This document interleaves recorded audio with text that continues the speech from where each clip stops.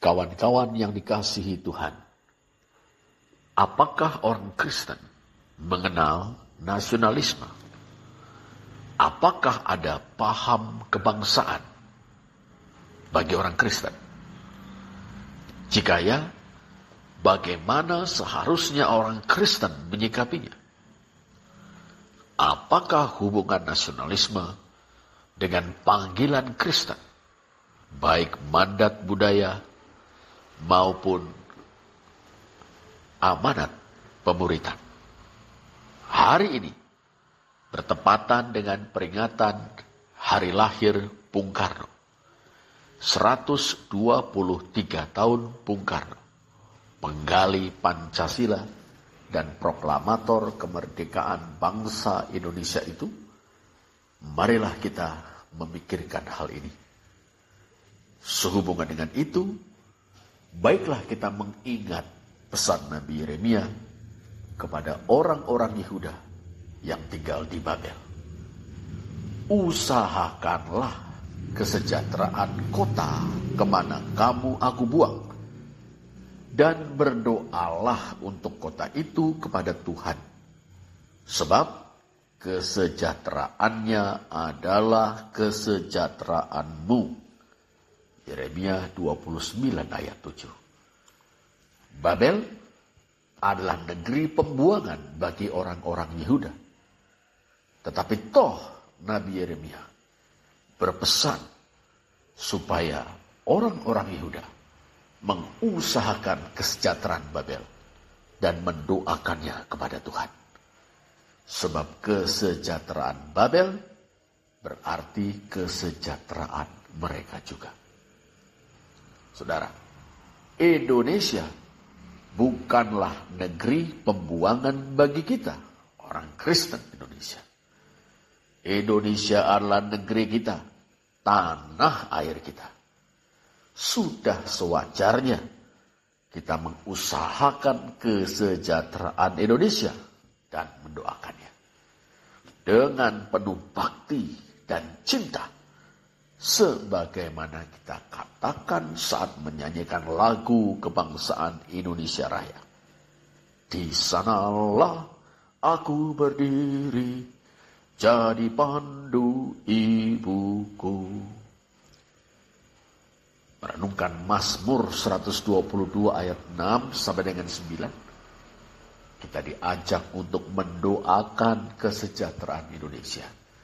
Mengucapkan semoga kesejahteraan ada pada Indonesia. Dan demi saudara-saudara seiman dan sebangsa, kita mencari atau mengupayakan kebaikan Indonesia. Kawan-kawan, dalam pidatonya yang di kemudian hari termasyur berjudul Lahirnya Pancasila, 1 Juni 1945, Bung Karno mengemukakan pandangan dua pemikir Eropa abad ke-19, yaitu Ernest Renan dan Otto Bauer, tentang bangsa. Menurut Renan, pemikir Prancis itu, suatu bangsa terbentuk karena le désir d'être ensemble, kehendak atau keinginan untuk bersatu di antara sekumpulan manusia. Sedangkan menurut pemikir Austria Otto Bauer, suatu bangsa adalah eine Ausschicksal Gemeinschaft erwachsene karakter Gemeinschaft, satu persatuan perangai yang timbul karena persatuan nasib. Bung Karno sendiri menilai, saudara-saudara, bahwa konsep Renan dan Bauer kurang memadai. Sebab keduanya hanya memandang bangsa dari sisi orangnya saja. Baik itu kehendak untuk bersatu, Renan, maupun kesamaan watak karena kesamaan nasib, Bauer. Hal ini bisa dimengerti.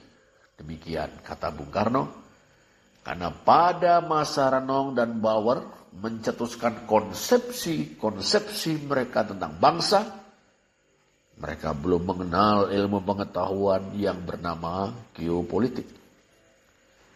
Selanjutnya, Bung Karno mengemukakan pandangannya tentang bangsa dalam terang geopolitik.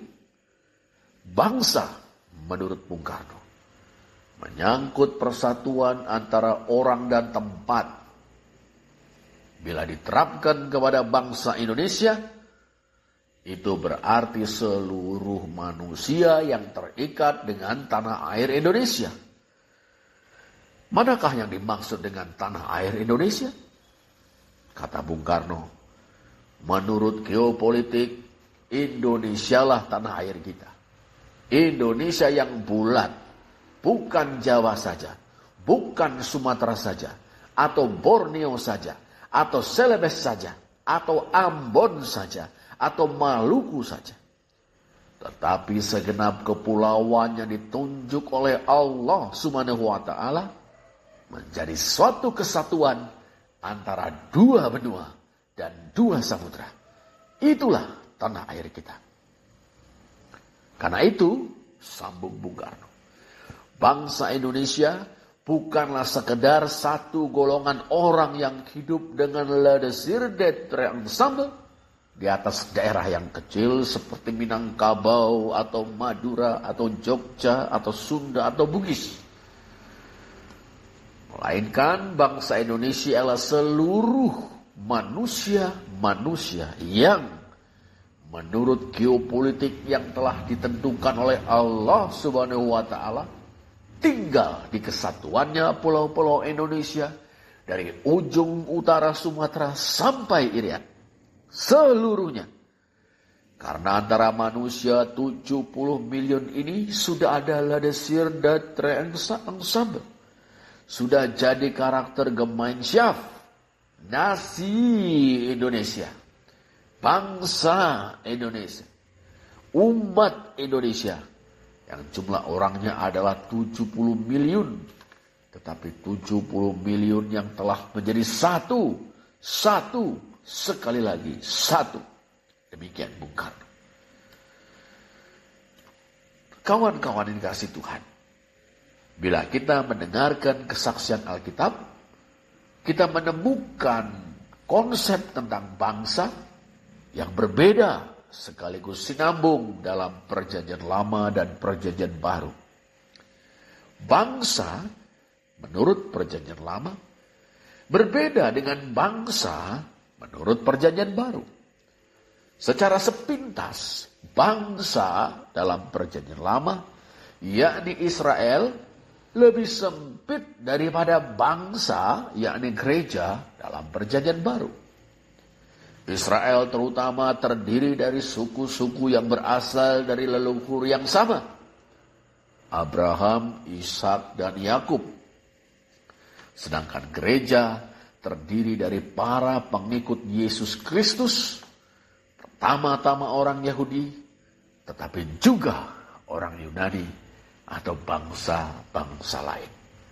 Perhatikanlah Roma 1 ayat 16 dan Galatia 3 ayat 28. Meski demikian, keduanya diletakkan dalam kerangka fundamental yang sama. Adapun kerangka fundamental itu adalah tindak penyelamatan, redemptive act, tindak penyelamatan ilahi yang dikukuhkan dalam perjanjian anugerah, yakni ikatan perjanjian antara Yahweh dengan Israel, demikian dalam Perjanjian Lama, dan Allah dalam Yesus Kristus dengan gereja, demikian Perjanjian Baru. Polanya sama. Yahweh memilih orang Israel melalui bapak-bapak leluhur, membebaskan mereka dari perbudakan di Mesir, dan mengangkat mereka menjadi umatnya melalui ikatan perjanjian yang diadakan di Gunung Sinai. Allah dalam Kristus telah memilih kita sebelum dunia dijadikan, menebus kita dari dosa, maut dan kuasa-kuasa jahat. Mengangkat kita menjadi anak-anaknya melalui kehadiran Roh Kudus yang memeteraikan kita sebagai milik Kristus, menyertai dan menguduskan hidup kita.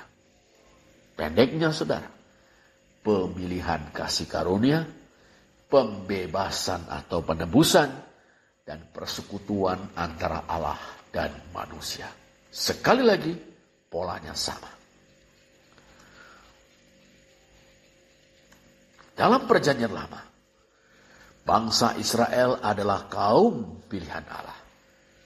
Lihatlah Keluaran 19 ayat 5 dan 6. Mengawalinya dengan janji-janji kepada bapak-bapak leluhur, Abraham, Ishak dan Yakub. Yahweh memilih suatu kaum yang diperbudak di Mesir menjadi sekutu atau umatnya. Pemilihan tersebut dikonkretkannya dengan membebaskan mereka dari perbudakan di Mesir, mengangkat mereka menjadi umatnya, yakni Israel, melalui ikatan perjanjian di Gunung Sinai, menyertai mereka dalam menempuh perjalanan di padang gurun, dan mengaruniakan Kanaan sebagai tanah perjanjian kepada mereka.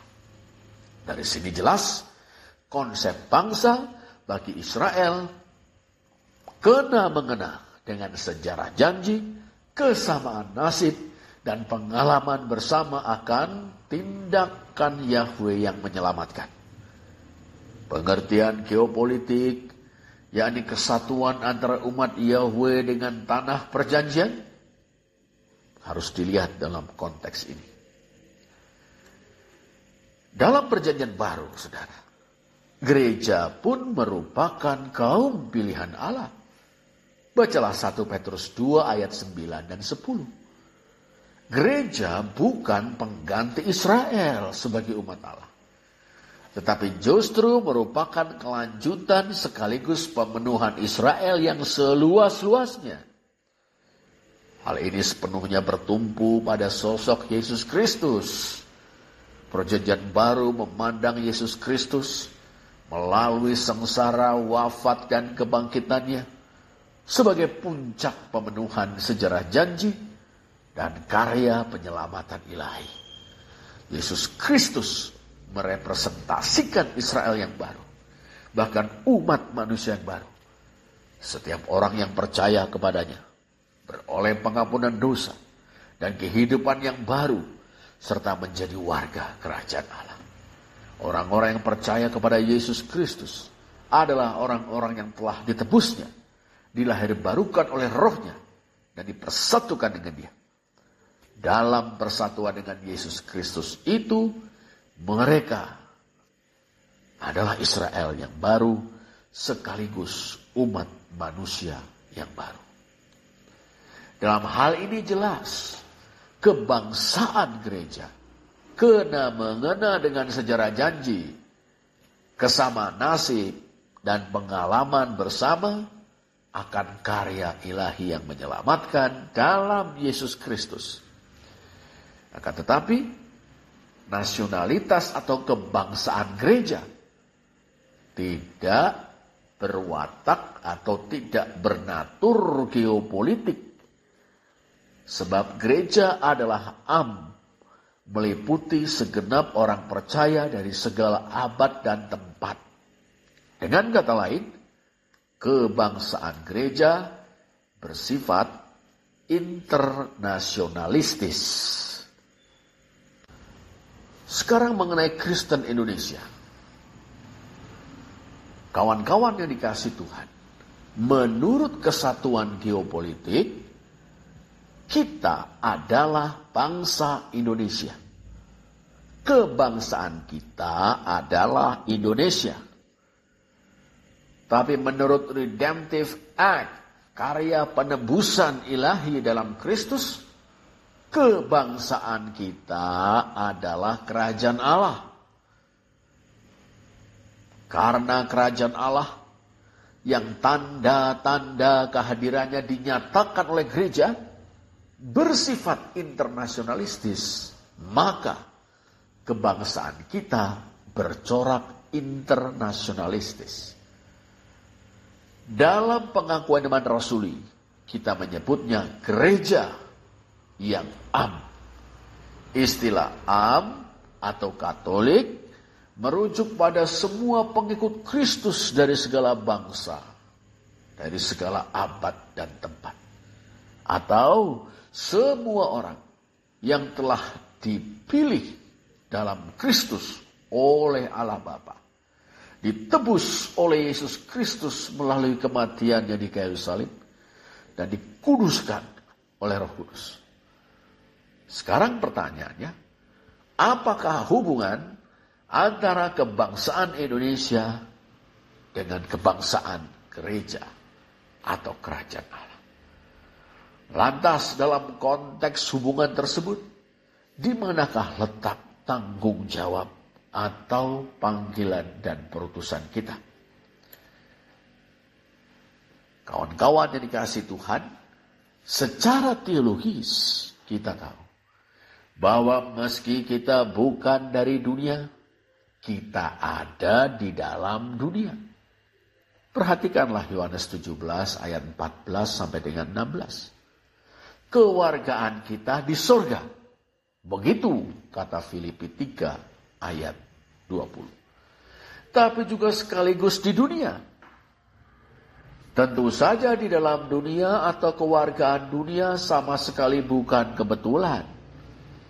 Kita mengemban suatu amanat, baik atas bangsa geopolitik kita, yakni Indonesia, maupun umat manusia secara keseluruhan di seantero dunia.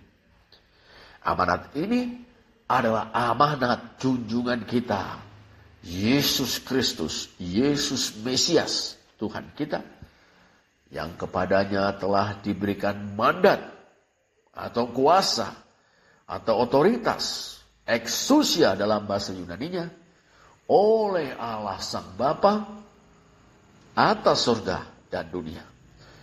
Ingat Matius 28 ayat 18. Adapun amanat itu, saudara-saudara, baik mandat budaya, Kejadian 1 ayat 26 sampai dengan 28, maupun titah atau amanat pemuritan, Matius 28 ayat 19 dan 20, berintikan panggilan dan perutusan untuk menyatakan tanda-tanda kerajaan Allah di dunia ini, baik secara nasional geopolitik maupun secara internasional seluruh dunia. Padahal kerajaan Allah itu merupakan suatu tatanan hidup yang baru. Kita, gereja, sudah mulai hidup di dalamnya serta menikmatinya. Tetapi Kristus menghendaki supaya kita, gereja, memperluas tatanan hidup yang baru itu sampai ke seluruh dunia dan memberkati seluruh umat manusia, bahkan alam lingkungan. Dengan melaksanakan mandat budaya, kita membuat bumi menjadi rumah bersama yang ramah bagi seluruh kehidupan. Itulah maknanya penuhilah bumi dan taklukkanlah itu. Dengan melaksanakan mandat budaya, kita membangun masyarakat yang adil dan manusiawi. Itulah maknanya beranak cuculah dan bertambah banyak serta penuhilah bumi. Dengan melaksanakan mandat budaya, kita merawat dan melestarikan kehidupan. Itulah artinya berkuasalah atas burung-burung di langit, atas ikan-ikan di lautan, atas binatang-binatang di permukaan bumi, dan sebagainya. Dengan melaksanakan amanat pemuritan, kita memuridkan segala bangsa bagi Kristus dan membangun persekutuan murid-murid Kristus alias gereja guna menggarami dan menerangi dunia. Pendeknya, saudara, Kristus menghendaki kita, gereja, untuk berjuang membangun dunia baru. Atau meminjam judul pidato Bung Karno di depan Majelis Umum Perserikatan Bangsa-Bangsa tanggal 30 September tahun 1960, to build the world anew. To build the world anew. Membangun dunia secara baru. Atau membangun dunia baru. Kawan-kawan yang dikasihi Tuhan, pertanyaan besar adalah tatanan hidup baru yang bagaimana yang diamanatkan Tuhan Yesus kepada kita, yang harus kita sebagai gereja perjuangkan. Disinilah kita berada dalam barisan panjang pewartaan nabi-nabi perjanjian lama, Yesus dari Nazaret serta rasul-rasulnya. Kerajaan Allah atau tatanan hidup baru itu berintikan shalom. Shalom itu yang biasa kita terjemahkan dengan damai, meliputi perdamaian, damai sejahtera, dan kesejahteraan yang berkeadilan. Dulu Israel dipilih dengan tujuan ini. Demikian juga sekarang kita, gereja, dipanggil dan diutus untuk tujuan ini. Shalom, ya saudara, perdamaian, damai sejahtera, dan kesejahteraan yang berkeadilan, baik bagi nation geopolitik kita, yakni bangsa Indonesia, maupun bagi segenap umat manusia di seluruh dunia. Pertanyaannya, bagaimana shalom itu dapat terwujud? Tentu saja saudara, shalom terwujud bila sendi-sendinya kokoh tegak berdiri. Yakni kasih, keadilan, dan kebenaran. Dan sebagai gereja, kita tahu ketiga sendi ini berdiri di atas fondasi pengenalan yang benar akan Allah.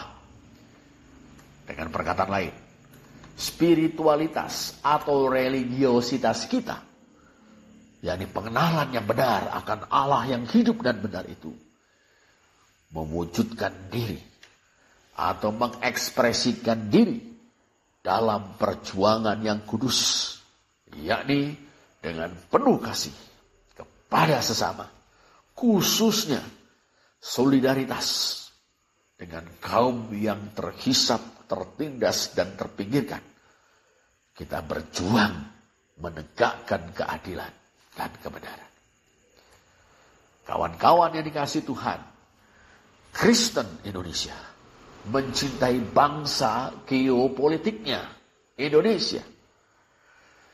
Kristen Indonesia adalah bagian dari Indonesia.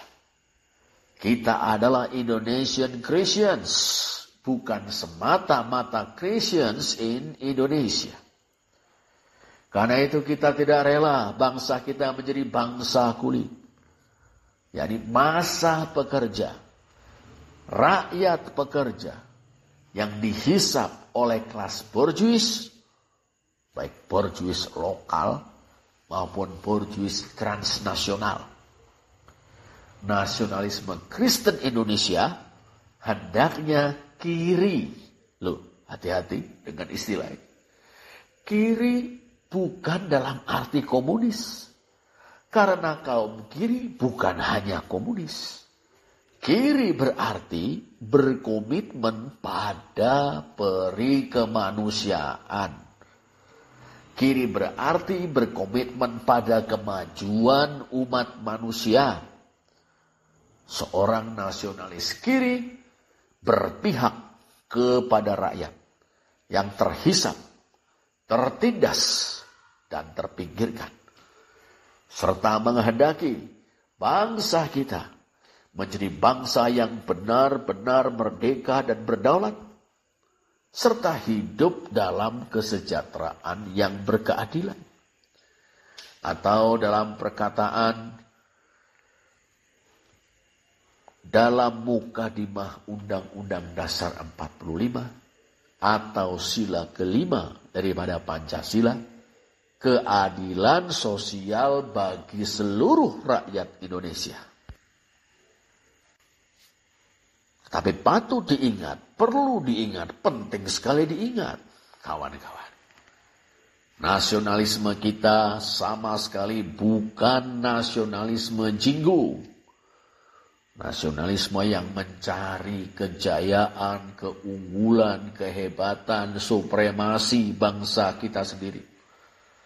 Nasionalisme kita juga bukan sovinisme yang menginginkan bangsanya menguasai bangsa-bangsa lain, tidak. Spiritualitas dan religiositas Kristen Indonesia tidak mengizinkan hal itu. Spiritualitas kita menuntut perjuangan yang kudus. Religiositas kita menghidupkan solidaritas kita. Pengenalan akan Allah yang hidup dan benar membuat kita mencintai kebenaran dan keadilan. Spiritualitas atau religiositas kita mendorong kita untuk menjadikan bangsa kita berkat bagi segala bangsa. Seperti dikatakan oleh Mahatma Gandhi, nasionalisme saya adalah peri kemanusiaan. Atau dalam istilah Bung Karno, nasionalisme kita adalah sosionasionalisme. Yang berarti suatu nasionalisme yang berperi kemanusiaan dan berkomitmen pada kesejahteraan yang berkeadilan dan perdamaian dunia. Kawan-kawan yang dikasihi Tuhan, karena komitmen nasionalisme yang bercorak kiri, maka sebagai Kristen Indonesia kita juga menuntut demokrasi. Kristen Indonesia adalah pencinta demokrasi yang mencerminkan pengakuan terhadap hak-hak asasi manusia sesuai dengan apa yang kita yakini berdasarkan firman Tuhan bahwa manusia diciptakan menurut gambar dan rupa Allah. Kristen Indonesia adalah pencinta demokrasi yang merefleksikan atau mencerminkan kesadaran akan perlunya check and balance, mengingat kerusakan radikal dalam kodrat manusia yang telah jatuh di dalam dan bersama sang manusia pertama. Karena itu Kristen Indonesia menolak autokrasi para diktator. Kristen Indonesia menentang kekuasaan di tangan segelintir orang alias oligarki. Kristen Indonesia menghendaki demokrasi, kedaulatan rakyat, yang bila dipahami dengan benar, merupakan sarana yang valid untuk menyelenggarakan kehendak ilahi sehubungan dengan shalom yang berprasyaratkan kasih, kebenaran, dan keadilan itu. Adapun demokrasi yang dikehendaki Kristen Indonesia, kawan-kawan, sebagaimana telah tersirat di atas, bukanlah sekadar demokrasi politik, di mana rakyat hanya berkuasa secara formal melalui kotak suara dalam pemilihan umum, lalu setelah itu menyerahkan penyelenggaraan negara kepada segelintir elit yang bernama pemerintah dan parlemen. Kristen Indonesia, saudara, bersikap kritis. Demokrasi politik semata akan bahkan telah membuat negara menjadi perangkat kekuasaan kelas tertentu, yakni kelas borjuis, untuk melindungi kepentingan mereka guna mendapatkan keuntungan atau profit yang sebesar-besarnya dengan mengorbankan sebagian terbesar rakyat, yakni massa rakyat pekerja, bahkan alam lingkungan. Lantas demokrasi macam mana yang kita Kristen Indonesia kehendaki? Bukan hanya demokrasi politik, saudara, tapi juga demokrasi ekonomi. Ya, demokrasi ekonomi. Baik demokratisasi dalam memanfaatkan dan menikmati kekayaan tanah air Indonesia, maupun demokratisasi dalam kepemilikan akses dan kontrol terhadap alat-alat produksi massal atau alat-alat penciptaan kemakmuran bersama. Di sanalah kebenaran, yakni tatkala hukum dibuat dan ditegakkan bukan demi kepentingan segelintir kaum pemilik alat-alat produksi atau alat-alat penciptaan kemakmuran bersama. Di sanalah keadilan, yakni tatkala segenap bangsa, ya bukan segelintir saja, menikmati kekayaan alam Indonesia yang berlimpah-limpah demi kemakmuran bersama. Demokrasi politik dan demokrasi ekonomi, inilah yang dinamakan Bung Karno sosiodemokrasi. Jadi, saudara, nasionalisme kiri atau sosionasionalisme bermuara pada sosiodemokrasi. Kawan-kawan yang dikasihi Tuhan, karena komitmen nasionalisme kirinya, Kristen Indonesia juga mencita-citakan sosiodemokrasi di seluruh dunia. Bukankah sejalan dengan amanat Kristus, juga mukadimah Undang-Undang Dasar 1945, kaum Kristen Indonesia sebagai bagian dari bangsa ini terpanggil untuk ikut melaksanakan ketertiban dunia yang berdasarkan kemerdekaan, perdamaian abadi, dan keadilan sosial. Karena itu, Kristen Indonesia tidak akan tinggal tenang bila masih dilihatnya imperialisme dalam segala bentuknya masih berlangsung di dunia ini. Kristen Indonesia tahu imperialisme itu adalah kapitalisme mutakhir, suatu upaya dari suatu sel-sel atau sistem ekonomi politik untuk menyelamatkan dirinya dari keruntuhan. Di satu sisi, imperialisme kian memperkaya segelintir orang elit di dunia, dan di sisi lain mengorbankan banyak orang di seluruh dunia, menjerumuskan mereka ke dalam kemelaratan, kelaparan, kelangkaan air bersih, minimnya layanan kesehatan, dan sempitnya kesempatan untuk menikmati pendidikan guna menjadi insan-insan berbudaya, dan juga memporak-porandakan alam lingkungan.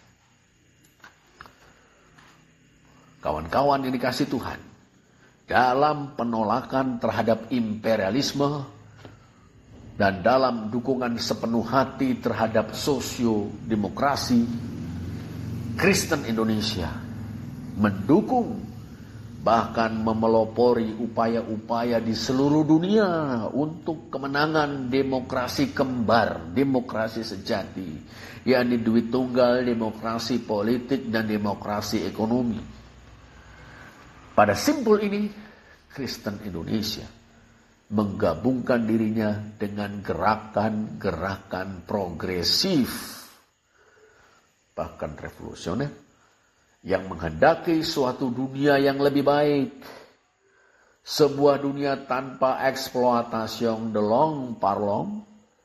Sebuah dunia tanpa pengisapan manusia oleh manusia.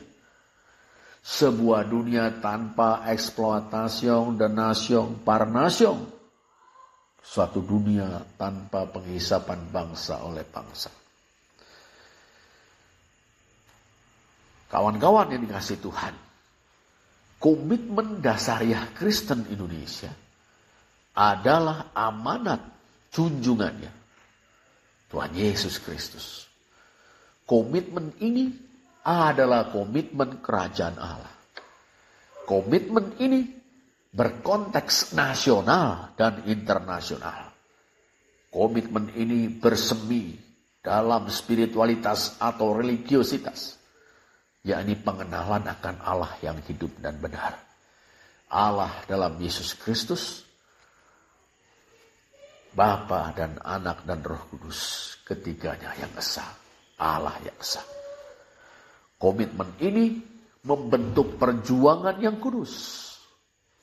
Komitmen ini dijiwai, disemangati oleh kasih, khususnya solidaritas kepada kaum yang terhisap, tertindas, dan terpinggirkan.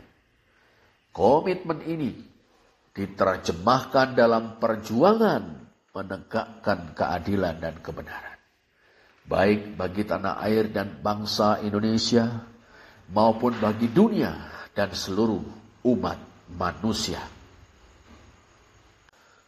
Bila kita cermati, kawan-kawan yang dikasihi Tuhan, adalah jelas komitmen Kristen Indonesia dapat dijabarkan sebagai ketuhanan, sosionasionalisme, dan sosiodemokrasi. Komitmen ini mengingatkan kita pada Pancasila sebagaimana dicetuskan oleh penggalinya sendiri, yakni Bung Karno. Bukankah dalam pidato lahirnya Pancasila Bung Karno menyatakan, namanya bukan Pancadharma, tetapi saya namakan ini dengan petunjuk seorang teman kita ahli bahasa, namanya Pancasila. Sila artinya asas atau dasar. Nah, di atas kelima dasar itulah kita mendirikan negara Indonesia kekal dan abadi. Atau barangkali ada saudara-saudara yang tidak suka dengan bilangan itu. Saya boleh peras hingga tinggal 3 saja. Saudara-saudara tanya kepada saya, apakah perasan yang 3 itu? Berpuluh-puluh tahun saya pikirkan. Ialah dasar-dasarnya Indonesia merdeka, Weltanschauung kita. 2 dasar yang pertama, kebangsaan dan internasionalisme, kebangsaan dan perikemanusiaan. Saya peras menjadi 1. Itulah yang dahulu saya namakan sosionasionalisme. Demokrasi kita, yang bukan hanya demokrasi, yang bukan demokrasi barat, tetapi politik ekonomische demokrasi, yaitu politieke demokrasi dengan sosiale rechtvaardigheid, demokrasi dengan kesejahteraan, saya peraskan pula menjadi 1. Inilah yang dulu saya namakan sosiodemokrasi. 3 lagi ketuhanan yang menghormati satu sama lain. Jadi yang asalnya 5 itu telah menjadi 3. Sosionasionalisme, sosiodemokrasi, dan ketuhanan. Kawan-kawan yang dikasihi Tuhan, demikianlah sebagai Kristen Indonesia kita berkebangsaan ganda, kerajaan Allah dan Indonesia. Keduanya tidak bertentangan. Bahkan yang satu, yakni kerajaan Allah, mengilhami atau menginspirasi nasionalisme geopolitik kita. Keduanya tidak bertentangan, bahkan tercermin dalam komitmen yang bila dijabarkan sejalan dengan asas atau dasar atau ideologi negara sebagaimana dicetuskan oleh penggalinya, yakni Pancasila. Terpujilah Allah. Amin.